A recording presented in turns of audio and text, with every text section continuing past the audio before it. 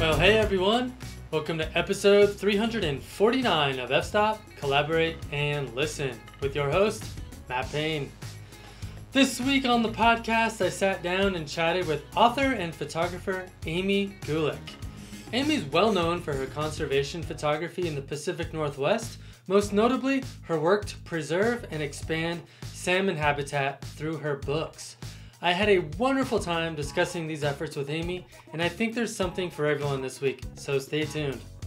Before we get to the show, I want to thank our latest Patreon supporters, Lee Gerstein, Suzanne Lopez, and Fiona McLean. If you value this podcast, I would be humbled if you supported the podcast financially through Patreon.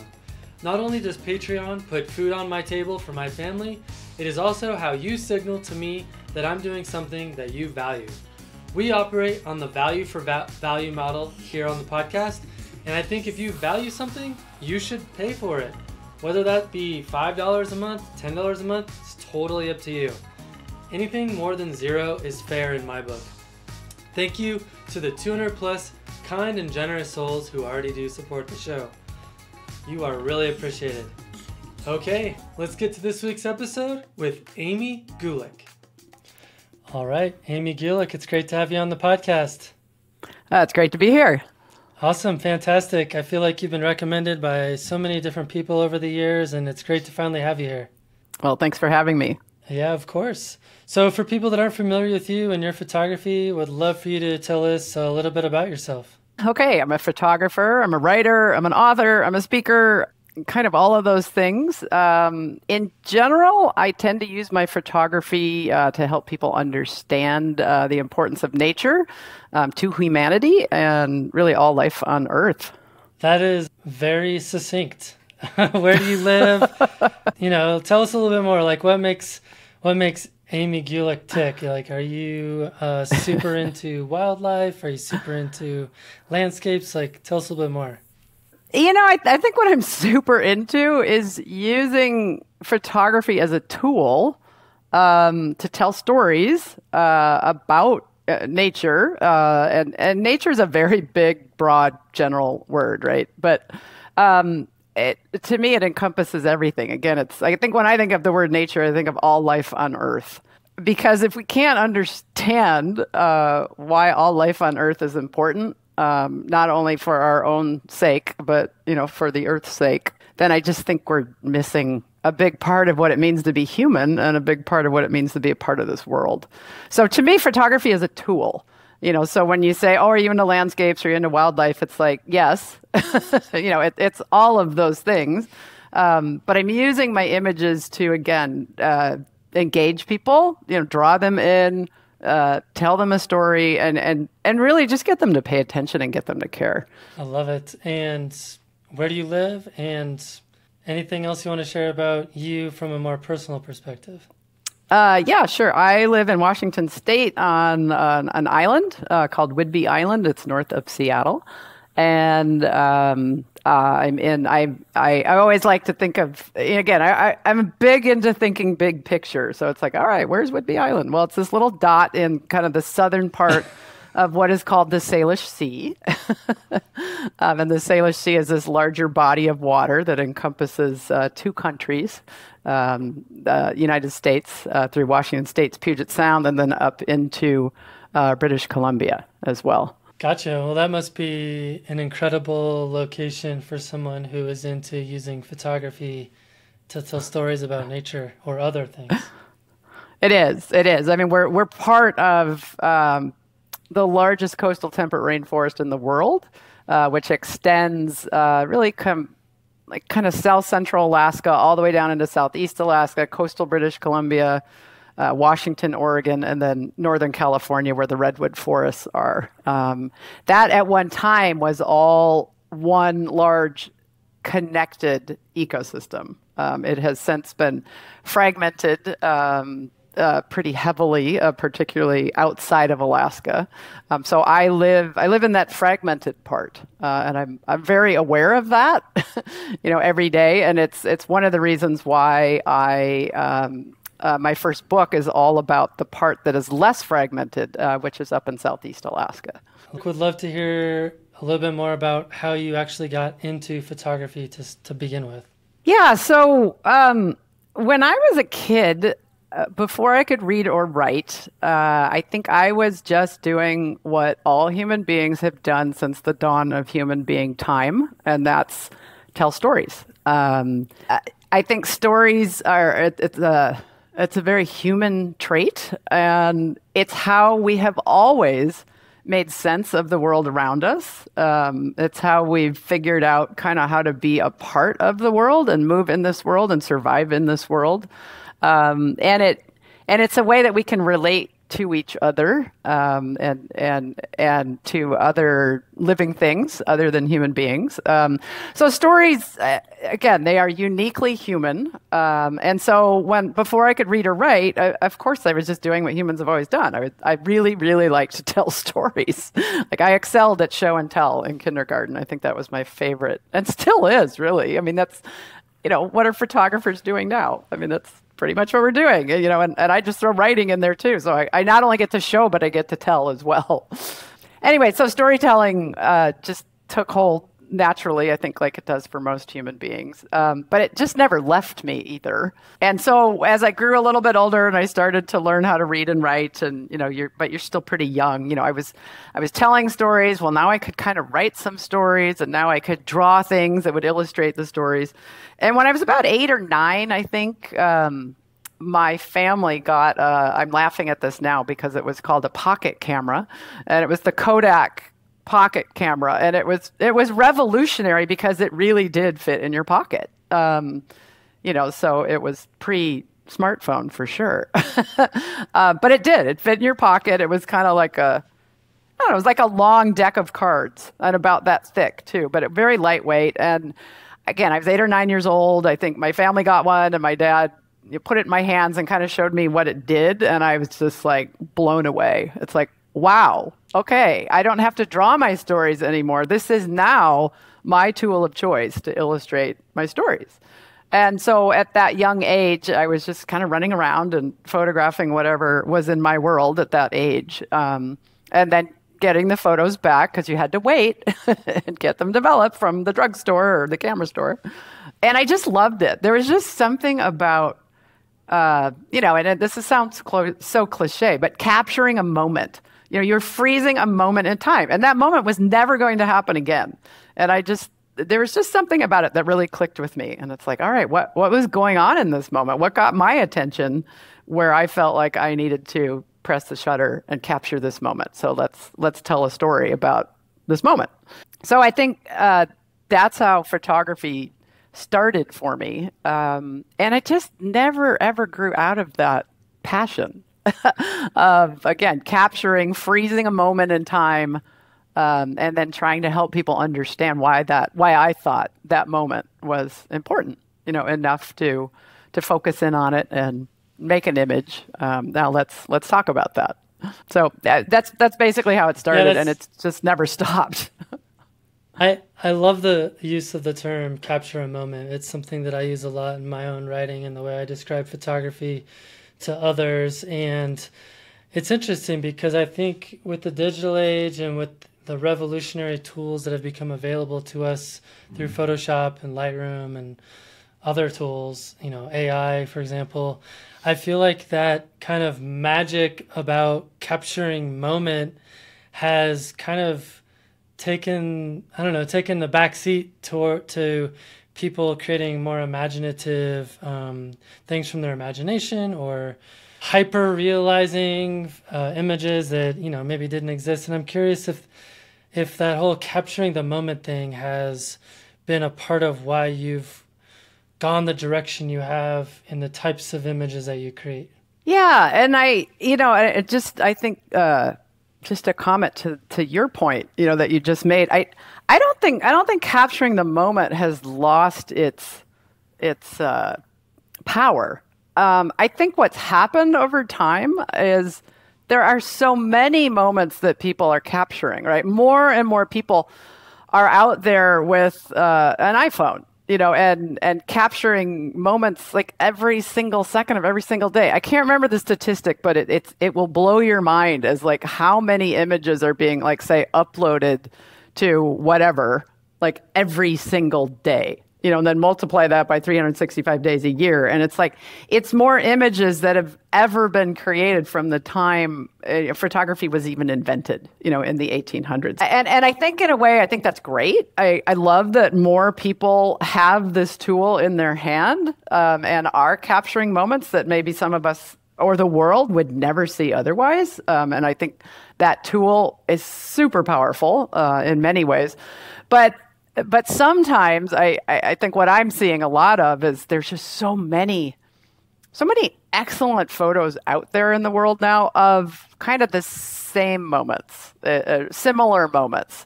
And I think what happens, I think it's just normal, right? Like kind of human brain thing. Like if we get oversaturated with kind of certain subjects or certain topics, then they kind of become commonplace. Like, if you've never ever seen a tiger in the wild, you still feel like you've seen a tiger, right? Because you've seen so many outstanding images of whether it's a tiger or a lion or an elephant. And again, I think when we get oversaturated with certain things, it's just I don't know if we take it for granted, or suddenly it takes a lot more, I think, for an image to then get our attention. And just again, because we're so saturated, and I'm not passing judgment. I'm not saying if that's a good thing or a bad thing, but I think it makes like my job and the role of other photographers, I think it makes it way more challenging. It's no longer enough to go out there and make a stunning image of a landscape or a wildlife species. I think we have to do a lot more than that. If in my case, you're trying to use these images again as a tool to draw people in, engage them in a larger story, and get them to understand why these things are important. But I'm always up for a challenge, so that's it's okay. But it's just it's harder for sure. Yeah, and I'm sure you've seen it evolve a bit over your career. I know your first book was, gosh, it's almost 15 years old now or whatever. So, it's. Probably back in the early 2010s, it was probably a lot easier to get recognition and notoriety in this field with just capturing some fantastic photographs. And now, like you said, that's not quite enough. Yeah. Well, I'm glad you brought that up because, so my first book is called Salmon in the Trees. And again, it's about Southeast Alaska, which is the last remaining intact part of the greater North American coastal temperate rainforest. And, it's amazing. Yeah, so that book, I started working on that book in 2007. It was published in 2010. I am still giving presentations on it. I'm still, every week there's an inquiry about it. And I'd say it has very little to do with the photographs and everything to do with the story. And again, the photographs are there to illustrate this story. And this is kind of one of those timeless stories in that it talks about this really awesome, unexpected ecological connection that still exists in what's called the Tongass National Forest, again, in Southeast Alaska. So Salmon in the Trees, the book's title, everybody thinks, oh, that's just a metaphor, right? It's like fairies in the wind or something like that. And no, it's literal. There are really, really salmon in the trees. And the way this works, and I'll give you the abbreviated version. So Pacific salmon, they are born in freshwater streams and rivers. They head out to the oceans to mature and grow big. And then they come back. They migrate back to the very streams, those freshwater streams where they were born, to spawn the next generation. And then they die. That is the life cycle of Pacific salmon. So right there, I mean, just that life cycle it's what I call the hero's journey. I mean, they are just on a mission and they're sacrificing their lives so that the next generation can live. It's pretty awesome right there. And it's a metaphor for our own lives, really. You can't not understand salmon and not start questioning your own existence and your own journey on this planet. And what am I doing? And what am I leaving behind? And, why are we here? Kind of thing. Salmon definitely do that. Anyway, so in the Tongass National Forest, there's 5,000 spawning streams throughout a 17 million acre forest, which is about the size of the state of West Virginia. 5,000 spawning streams. Millions of wild salmon are coming back in kind of late summer-ish, kind of all at the same time. that part of the world has some of the highest densities of both brown and black bears. So all those bears are coming down. They're coming down to the streams. They're grabbing salmon, and they're taking them back into the forest to eat because bears aren't social. They don't want to be around each other. And other bears are going to steal other bears' food. So one bear, this has been quantified by scientists, one bear can carry 40 fish from one of those streams in just 8 hours. So 5,000 spawning streams, millions of salmon, highest densities of brown and black bears in the world. So many salmon carcasses end up on that forest floor. And over time, all the nutrients from the bodies of all those salmon decompose into the forest floor, into the soil, and the trees absorb them through their roots. Now, here's the kicker, and this is the part, this is the aha moment, this is when the light bulb goes on for everybody, and this is what sticks in everybody's head. So scientists have actually traced a particular form of marine nitrogen. It's called nitrogen 15 in trees, and it only comes from the ocean. So how did this ridiculously high concentrations of ocean nitrogen get inside these trees? They came in the bodies of salmon. They delivered to the forest floor by bears and then absorbed through the roots of trees. So they're actually salmon in the trees. And it's the coolest thing, I think, that I've ever heard. And I've been talking about this now for 13 years. And every single time I tell the story, I get goosebumps. It's just, and to watch other people learn about this and let me just say, from a photographic standpoint, it's really difficult to show this in photographs. Really, really difficult because you can't see nitrogen, right? You can't see inside a tree, and even if you could, you wouldn't see nitrogen or nitrogen 15, and you wouldn't see salmon. So I had to make a series of photographs, that helped to explain that. But it's the story, it's the words that accompany those photographs that help people understand that just awesome connection. And once you understand that awesome connection, you quickly start making other connections. It's like, oh, well, all right. So if there's salmon in the trees, and this is how it all happens, what happens if we overfish salmon? What happens if those salmon aren't coming into the forest? What happens if there aren't enough bears? Suddenly bear populations drop for whatever reasons. Maybe we're overhunting or whatever it is. Their bears don't have what they need. What happens to the salmon if we're cutting down all those trees, that are shading their spawning streams and helping them? So when you start asking yourself all these questions and you understand how it is that there's salmon in trees, you understand what this ecosystem is without me ever even having to say the word ecosystem and having to get all kind of scientifically wonky about it. That's the beauty of this. And again, the photographs are the powerful visual component of an already very compelling story that really very few people know about. But once they do learn, it's just like, you'll never forget that. It's like, oh, wow, cool. There's salmon in the trees. So you can tell I get very excited about this topic. So yeah, no, it's awesome. I mean, I would love for you to maybe you don't know the answer, but what does happen if all of those things become true? Like, there's no bears, there's no salmon, there's no trees shading their spawning grounds. Like, what is the impact of that? Yeah, exactly. Well, you get a degraded ecosystem or you get a broken ecosystem, which is really what we have now down here where I live in Washington State. In that portion of that original coastal temperate rainforest, we have destroyed salmon habitat to the point where we have only 10% of our historical salmon abundance.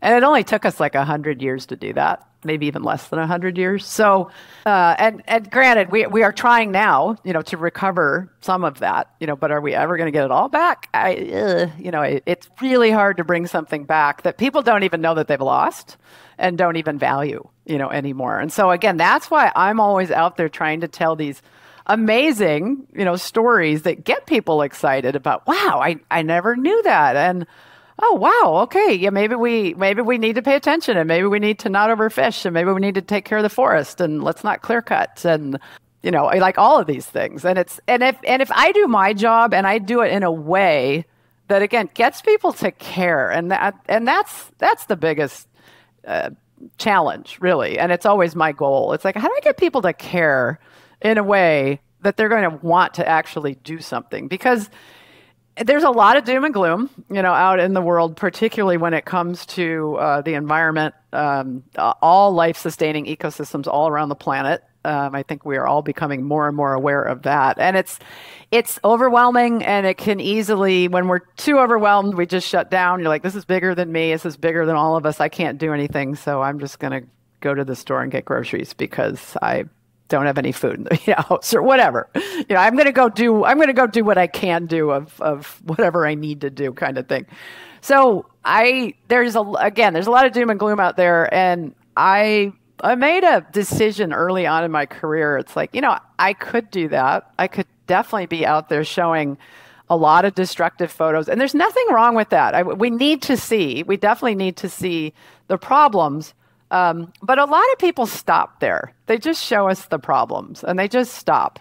They don't really show us the beauty and the wonder and the magnificence of it all. And I think when we do that, then that's when you engage people in a positive way, and you then again tell them these amazing stories, show them amazing photos, then maybe show them, okay, here are the problems, but here are also the solutions, and here's what we can do.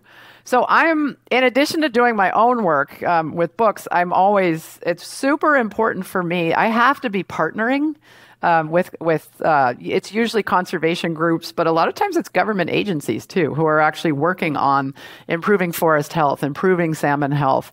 Because I don't do that work. I'm not out there actually restoring the forests or bringing salmon back or trying to remove dams, that are blocking salmon passage. It's like, I can't do that stuff. But if I'm partnering with the groups and the government agencies that are doing that, then I get to tell that message to a much broader audience, reach more people, and get them involved, and then say, oh, and by the way, here are the groups, here are the government agencies that are actually working on this stuff, and here's how you can help. Because I always say, and a lot of younger photographers, when they contact me and they say, hey, I want to do what you're doing, and how do I do it? and it's a good question. But I always kind of start out by maybe kind of tamping down, everybody's enthusiasm just a little bit, and maybe tamping down some egos, and I just say, you know what, my photographs by themselves, and really my stories by themselves, probably aren't going to save anything. But again, my photographs and my stories, partnering with the groups that are always going to be there on the ground doing the actual work, now my images and stories actually have a chance of making a difference. So I'm always trying to get people to think about, partnering, because you can't, it's hard to have that staying power without that. And again, Salmon in the Trees is now in its third printing. I just picked up the third printing a couple weeks ago. So again, it's that book, that story has staying power, but only because, granted, the story, it's a remarkable story, first of all, but it's gotten out with so many partners in Alaska, in the lower 48, people working on salmon recovery down here, and government agencies in Alaska. The U.S. Forest Service, picked this book up, and they were making all new hires read it. So it's stuff like that. But again, partner. If what you're trying to do with your photos is make a difference for the subjects that you love and that you're photographing. Yeah, no, that makes a lot of sense. What I've found is that when it comes to these types of issues, it becomes really difficult to get people to care until it somehow becomes personal. And oftentimes, the approach of storytellers or photographers or lawmakers or policy advocates is they almost have the opposite effect. It's like, oh, so if I do this, you're going to take away my jobs, and you're going to take away, my ability to buy paper bags or whatever in the grocery store. Like people, they think about like the negative impacts of action on these issues. And I'm curious, how do we flip that script in our stories to have it have a little bit more personal impact so that people can actually care? Yeah, no, I'm glad you brought that up. And I have an answer for that.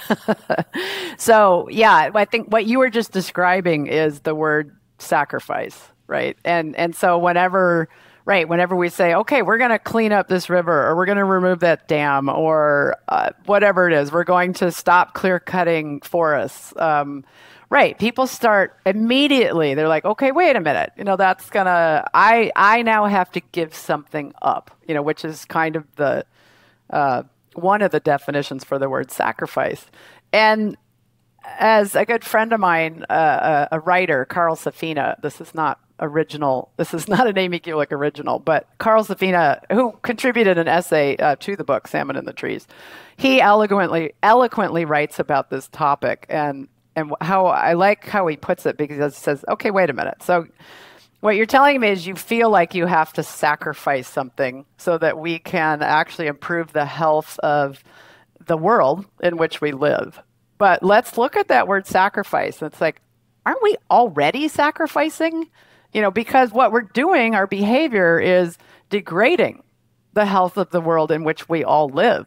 So we're already sacrificing. We're already sacrificing clean air, clean water, healthy food, our children and grandchildren's future. So let's flip that word and that concept of sacrifice. Let's flip it around. It's like our current behavior, we are already sacrificing, our health. And it's just not painted that way because there are forces out there who don't want us to think in those terms. But that's what I try and get people to understand. It's like we're already sacrificing. We're already living in a degraded world. So trying to actually improve our world that we live in, it's like maybe we need to make some changes in our life, but I don't view those as sacrifices. Yeah. No, I'm the same way. I'm just playing devil's advocate a little bit, but Oh, sure. No, sure. It's a very common thought. People, of course, human nature. What's in it for me? How's this going to affect me? I mean, that's just kind of how we think, and it's how we've survived really as long as we have. But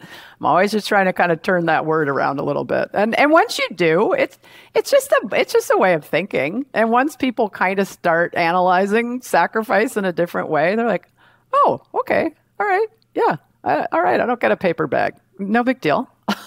Right. Well, obviously your work is very centered around conservation issues.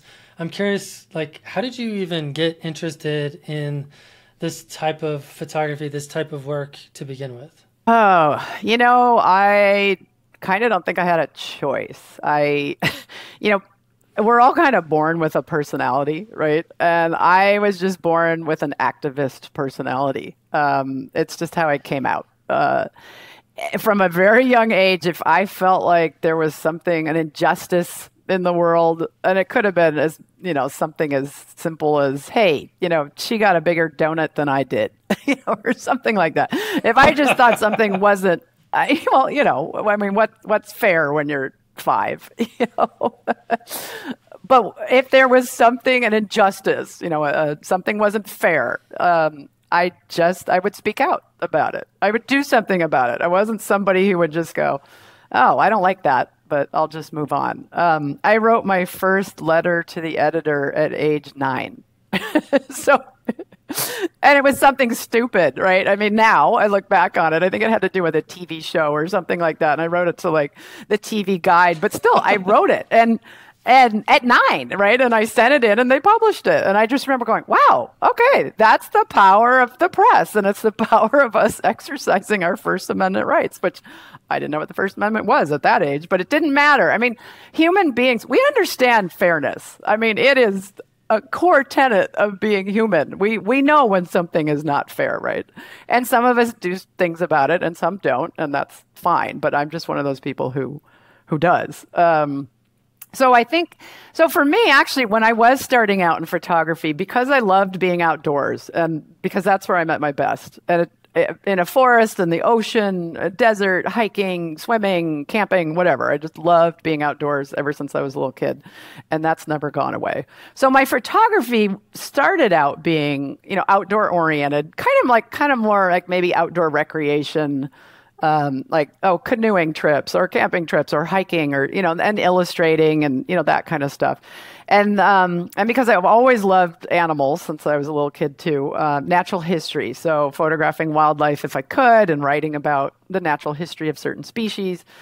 So that was really the beginning of my storytelling, professional storytelling, and publishing my work. And over time, the more time you spend outdoors and the older you get, you really start seeing what a lot of people are not seeing. And so I was starting to see, clear-cut logging and destruction of salmon streams and whatever it was. I was kind of seeing the negative stuff that was going on in this beloved, outdoor world. And because I have an activist personality, I'm like, okay, I think what I can do with the tools and the skills that I have is at least I can make people aware of what's going on. And what I found, and this touches me every single time. What I found was there are a lot of people who maybe are never going to go to, say, remote Alaska, like the Arctic refuge or something like that. But it doesn't mean they don't care about it.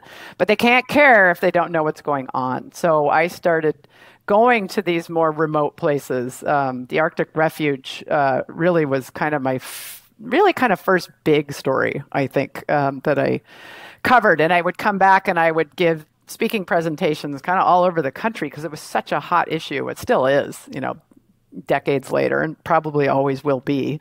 And what I found was, again, it didn't really matter where I went. And like, little old ladies would come up to me and they're like, I'm never going to go there. I don't want to go there, but I'll be damned if they're going to drill there. People really cared.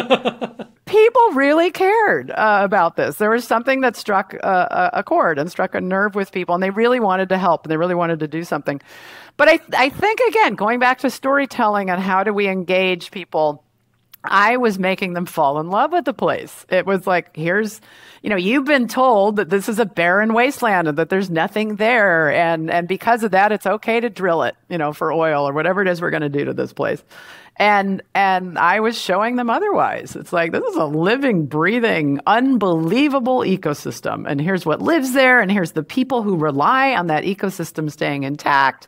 So I was helping them fall in love with the place, really. And then, once you've got them and they care, then it's like, oh, and by the way, here's the threat. And you don't have to even go into great detail about what the threat is because they care and they love the place and they're like, what? Now we're going to ruin this place? I don't think so. I think that's how my work started taking on more of a conservation storytelling angle, if you will. And I want to make it clear, because I know your audience, encompasses photographers who have no interest in using their images in this way, and that's okay. I don't want everybody to walk away from this going, oh my gosh, I'm not using my images in those ways. Like, is there something wrong with me? It's like, no. I mean, anything that gets people outdoors, to me, and if photography is your entry point, and that's what you love to do, and that's your connection to the natural world, get out there and do it. And don't worry about how you use your images after that. If you want them on your wall because it was a special place and that's the extent of it, or you share them on social media, that's great. Anything, to me, that gets people outside and just aware aware that we need what's going on outside our homes to be healthy. And again, usually that's a great entry point. No, I love that, and I love you said that some people might not want to use their photography in that way. And as I'm listening to this discussion, I'm thinking about some of the local nonprofits that I could work with. I could volunteer. I could say, hey, I know how to use a camera. What stories do you need told? I know how to write. I'm a pretty good writer. I'm a pretty good photographer. Mm-hmm. I think, if we have a passion for photography and storytelling, and, it doesn't necessarily have to be tied with any ambitious goals of, becoming the world's next amazing conservation photographer. It could just be like wanting to further a certain cause. I think it's okay to start small, start local, and, give it the amount of time you feel is important to you. Yeah. And that's a super important point is not only start local, but maybe just stay local, because we need eyes and ears and storytellers everywhere. We need them all over the world. But who better, really, than to tell the story of where you live than you? Sometimes I think we look at, a handful of say the top, National Geographic natural history photographers that are traveling all over the world doing this, and we kind of think, oh, I have to be like them. I have to be doing that. And it's like, no, no, or maybe do what they do, but do it where you live. That's what we need more of. We don't need people like traipsing all over the place. Not to degrade anybody's work, that's what they're doing, but it's like we need everybody's local story being told because it's all connected, right? Like if your backyard is degraded, it's gonna eventually probably mine will get degraded, or it's just we need everybody taking care of where they live, and photography can play a huge role in that. I've taught some conservation photography workshops, and trying to get participants to think that way and think local, and it's really exciting to see what participants come away with. Or all of a sudden the light bulb goes on. It's like, oh, you mean I don't have to go halfway around the world and photograph koala bears or whatever? It's just like, no, like what's in your backyard, and that people where you live aren't even aware of. I mean, how many people really, really know the ecosystem that they live in? I'd say very few in today's world. So, yeah, no, it's definitely, right. Focus local, stay local. Love it. Well, I understand that you're a founding fellow of the International League of Conservation Photographers. I was wondering if you can tell us what that organization is and why you decided to help found it. Yeah, so let's see. We were founded in 2005 by a very visionary photographer, Christina Mittermeier. And at the time, we had a meeting in Anchorage, Alaska, and it was in conjunction with the World Wilderness Congress. And I think it was the 8th World Wilderness Congress, which I think those happen every 4 years. And they're always at a different part in the world. And they're a gathering of scientists, nonprofit organizations, government agencies, thinkers, writers, artists, definitely photographers, coming from all over the world to kind of address, global ecosystem issues and what's going on and what needs attention. And it's a really unique gathering, and it's exciting to see what always comes out of it, because all these resolutions come out of people coming together and meeting. It's like, all right, here's, polar ice caps are melting. What can we, as this, group, what can we do? And a lot of it's, again, calling attention to things, passing resolutions, getting governments to actually take action on these things, and getting governments to come together, and cooperate.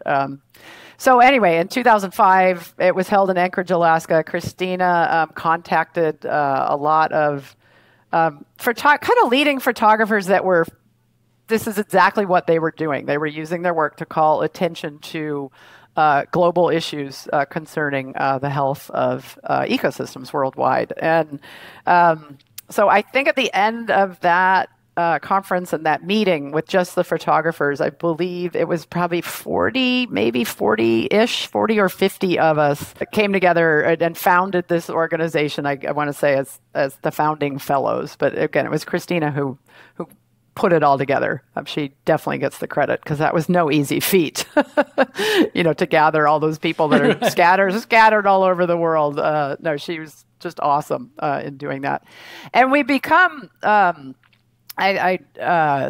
fellowship, really. And because, as you know, and as your audience knows out there, photography is it tends to be a very solitary endeavor. And I think, but that's why those of us who do it love it. We like being out. Like, we love being out in nature by ourselves and discovering and creating and whatever it is that we're doing. But if you're really trying to, again, make a difference, use your images in a way that's going to, help protect or save or call attention, raise awareness about the very things that you love, and you're out there photographing with, you can't work alone anymore. And I already spoke to that. You've got to be out there partnering. So bringing photographers together in the International League of Conservation Photographers was a way that we could all just meet each other, talk to each other, stay in touch, and that's why I like this term fellowship. Bounce ideas off of each other. If somebody needs a contact in a country or another part of the world they're not familiar with, there's going to be somebody in that fellowship that knows somebody. So it's just a way to network and communicate. And then as an organization, over the years, we we have partnered with nonprofit organizations and government agencies and helped them illustrate, bring like global attention to whatever the issues is that they're working on. So it's been a wonderful group to be a part of, and I've made just lasting friendships and, again, just contacts and being able to network and just call on anybody, in this group at any time and just kind of bounce an idea off or, ask for some help. And it's a very, very supportive group. Yeah, I think the importance of collaboration nowadays is more important than ever. I feel like if you're not collaborating with someone to do something, you're definitely missing out on an awesome opportunity. But also, I think it's the best way to get something off the ground. Oh, yes. Yeah, definitely. I mean, again, as much as photography is a solitary endeavor, and I think, again, we like that, like we enjoy that. When I do come together and collaborate, it's like, oh my gosh, there's no way I could have gotten my book in the hands of every senator and every congressperson in Washington, D.C. No way could I ever do that. But the groups I partner with do.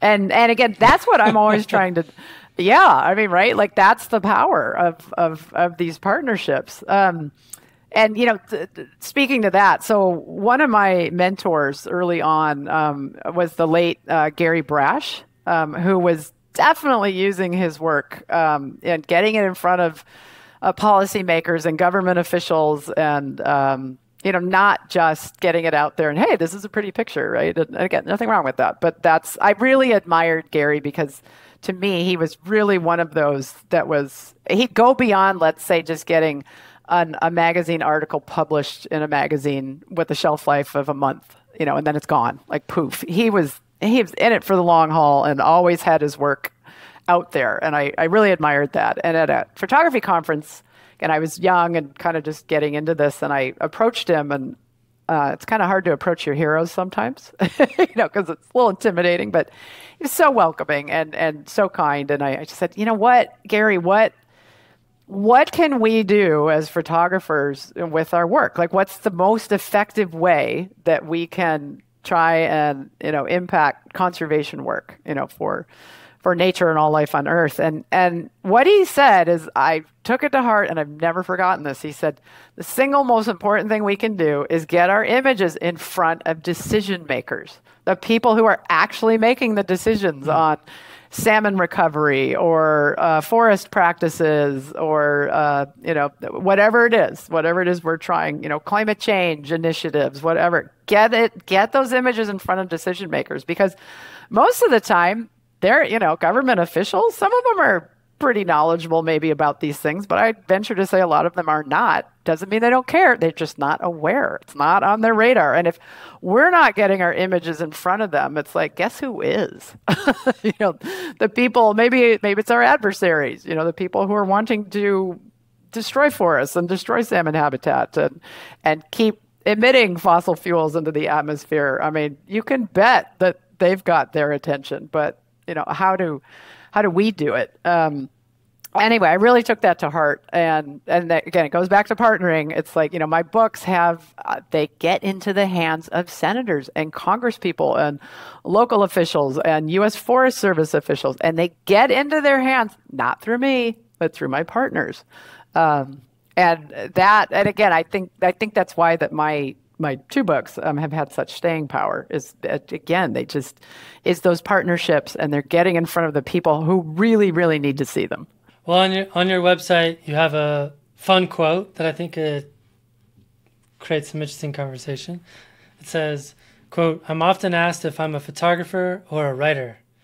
I'm a storyteller, and pictures and words are my tools," end quote. What makes for a good story, and what attracts you to them? Oh, wow. It's interesting. That's a great question. I think a great story, for one person maybe isn't a great story, or, kind of hard to say.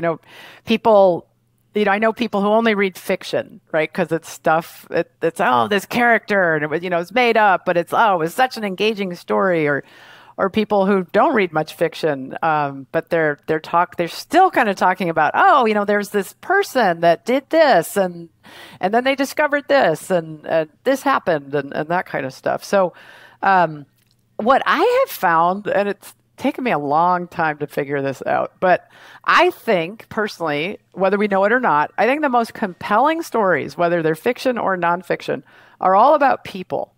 And so if you're a nature photographer and you're focusing on wildlife or, the ocean or a certain landscape or something like that, it's like there aren't a whole lot of people involved in, or at least we don't think that there are, right? But what I found is it's like, tell your story of the plight of polar bears or salmon or forests or whatever it is that your story is focusing on. Tell it through people.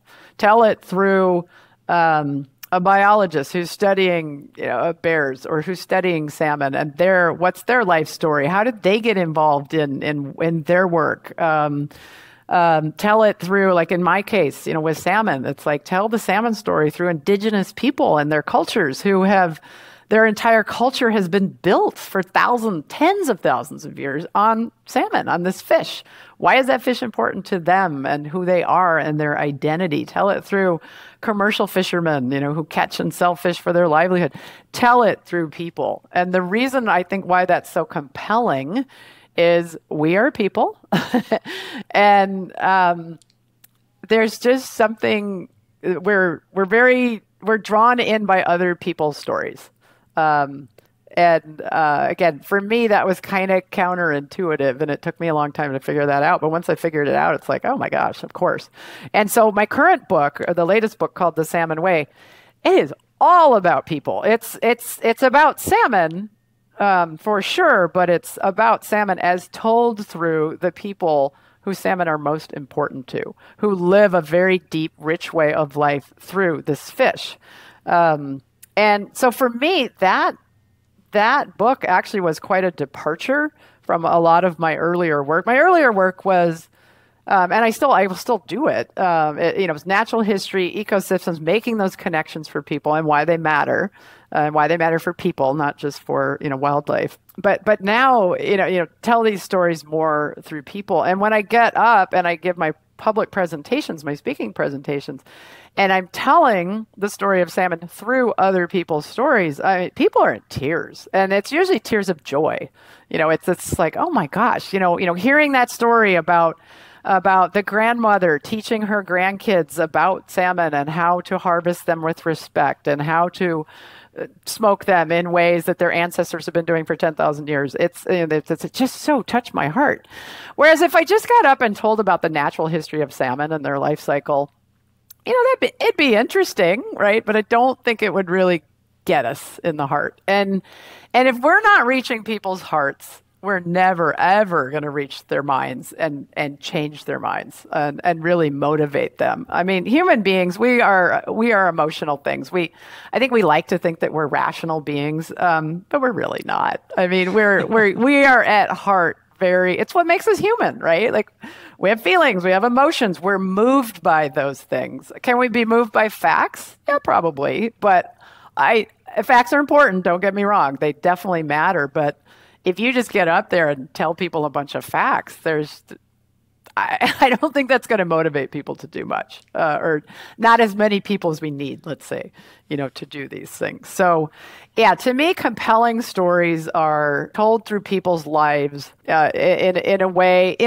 that we can put ourselves in their shoes, and it's as if we are right there with them, catching the salmon or watching those salmon or watching those bears or giving thanks and giving reverence, to the land and to the rivers, that support people. To me, that's a compelling story. And I look back now, I read a lot of nonfiction. I don't read a lot of fiction, but all the nonfiction I'm reading and the books that really stick in my head, the ones that to me are classics, they're all about nature, but they're all told through somebody's life or lives. So to me, that's what makes a compelling story. And also, again, just paint a picture, whether it's and in my case, it's a combination of photos and words, but paint a picture and make me feel that I'm there. Make me feel how cold that water is, or how hot that desert is, or how big that elephant is, or something. Make me feel something. Because again, if I don't feel something, I'm not going to be moved to do much of anything. So I think you just partially answered my next question, because it was going to be along the lines of, for photographers that aren't necessarily interested in breaking into conservation photography, what are some things that people could do to improve their craft by employing some of the things that you do in conservation photography? Make me feel, obviously, being one of them, right?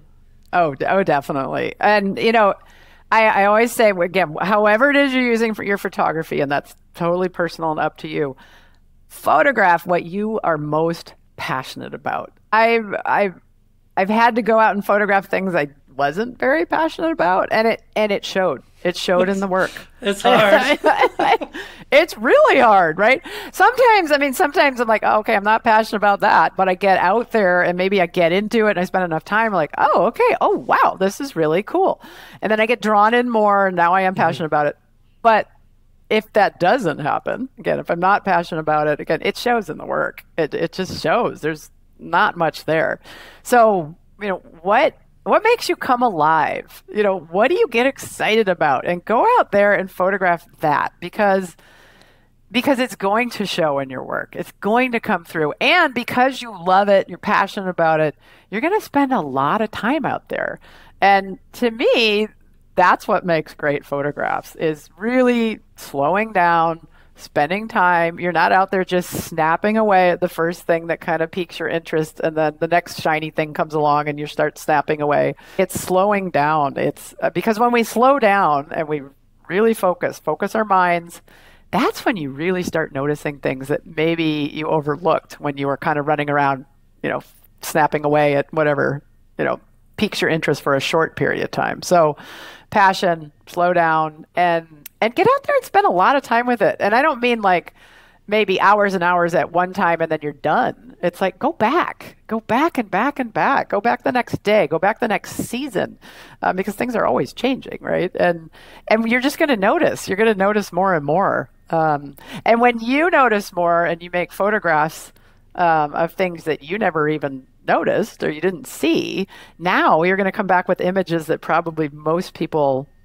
have never seen and never will see. And that's what gets our attention too. Like it or not, going back to how we started this conversation, when we see the same things over and over again, it ceases to get our attention, for better or worse. But what gets our attention these days in a sea, again, billions and billions of images probably uploaded every day now, what gets our attention, for better or worse, are things we really haven't seen before. And I don't necessarily mean like, say, a species we've never seen, like something rare that nobody's photographed. But, make me see an American robin, the most common bird in all of North America. If you can make me pause on a photograph of an American robin, you've done your job. Like, suddenly you're making me see it in a way I've never seen it before. Like, I've seen the species, I see it every day, but wow. I've never seen that, whether it's that behavior or the angle or whatever it is, something. If you can make me pause, then you've got my attention. And I think really that's the challenge for all photographers. If what it is we're trying to do is share our work with others, we're trying to get their attention. Even if it's just for a split second, you're like, whoa, what's that? Then you've done your job for sure. All right, well, I know you already mentioned your 2 books, and we will be sure to put a link to both of those in the show notes for people who are interested in picking up a copy for themselves or maybe buying it as a gift for friends or family. My last question is, who do you recommend for the podcast? Who inspires you? Oh, wow. I could go down my list of heroes for sure, who are all... I've been doing this much longer than I have. So for about 8 years, I wrote a column for Outdoor Photographer magazine. And a lot of it was kind of talking about similar themes of what we've touched on here. But I would also feature other photographers and their work, and mainly conservation photographers using their work as tools, for the betterment of nature in all of its glory. And I'm trying to think of The first person I featured was Steve Winter, because at the time his big cat work was kind of really just coming out then, and he's continued to do that. He's, I just think, an excellent example of someone who's not only out there making very difficult photographs. I mean, most, big cats, so hard, so elusive. They're nocturnal. They may see you, but they're not going to let you see them, at least not in person. Or it's hard. Like really, really hard. And so he was employing camera traps, but in like really difficult places, like, in the Himalayas, trying to get snow leopards. And he did. He's just got some amazing images. In Indonesia, where tigers are, there's a handful left there. Tigers are endangered worldwide, but like he was getting like Sumatran tigers, again, all camera trap stuff. And he would tell me, he told me in the interview, he's like, 95% of the time when I go back and check those camera traps, I got nothing. There's nothing on, nothing. It's like, oh my God, how frustrating. But the images he does get, again, they get our attention. So anyway, I could go on and on about his work, but yeah, Steve Winter, for sure. James Baylog, Chasing Ice is one of his, better known things, but he's done a lot more than that. Art Wolf, always a wonderful friend and a great mentor. I think maybe some newer folks to me anyway. Britta Jasinski. She is a German photographer based in the UK, just doing dynamite work and very brave and courageous work. Like she'll go into China, with either kind of, and she just poses as a tourist, and she's going into kind of these hideous circus-like, things that, they're making tigers, do whatever they're trying to make tigers do, but they're kept in horrible conditions, and, and they're kind of torturing them to make them entertain people, right? Like we don't need wildlife to be doing this, and these are endangered species. She'll go in as, just kind of pretend she's a tourist, and, she's not supposed to be photographing, and they don't want her to, but she'll somehow convince them and say, oh, no, I'm just taking these photos for my kids. See this picture of my kid? And they can't even speak the same language, right? And somehow she'll go into places like where bears are being like locked in little cages, and their gallbladders are being milked for, gallbladder, and this is supposed to be medicinal. Again, these are just horrible things happening to wildlife, right? And she's just doing some really powerful work. But more importantly than even the work itself, goes back to what we've been talking about. She gets that work out there, and she's partnering with organizations. She's partnering with other photographers. She's come out with, I think, 2 books now that it's total collaboration. She and other photographers doing work similar to hers, calling attention to, this huge issue of illegal wildlife trafficking and wildlife products and wildlife entertainment, and getting it into the right hands, getting it into Chinese decision makers or whoever it is, whoever needs to see, U.S. customs officials, like whoever that's confiscating all these. Anyway, I go on and on about her work too, but she's just, again, dynamite, and really using her work in a great way, I think. There's there's another photographer. He's not doing conservation work, but just super powerful work, I think, from an artistic point of view and kind of a humanitarian point of view with some of his work. But Cole Thompson, if you've ever, look him up.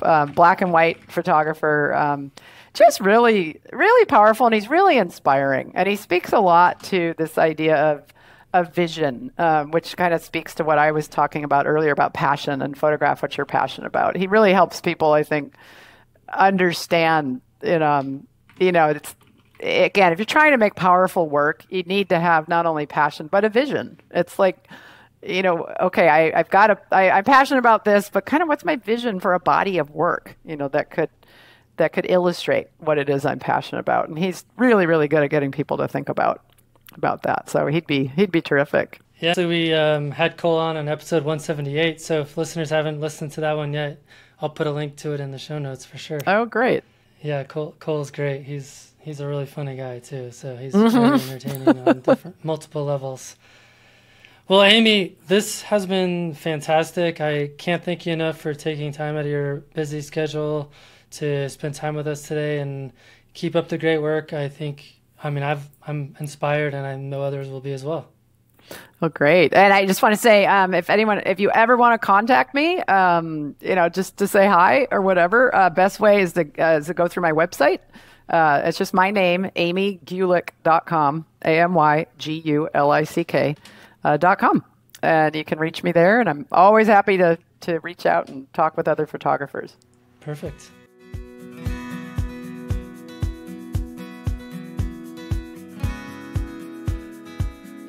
Well, thank you to Amy for the great conversation. I really appreciate you sharing your journey with us, and keep up the great work with the salmon. It's very important, and I really love what you're doing. Before we part ways, I wanted to remind listeners that we are working to create a podcast producers page for the show. This is your way to signal to other listeners which episodes are your favorite. If you're interested in learning more, please do reach out. Okay, that's all for now. Thanks for stopping in, collaborating with us, and listening. See you next week.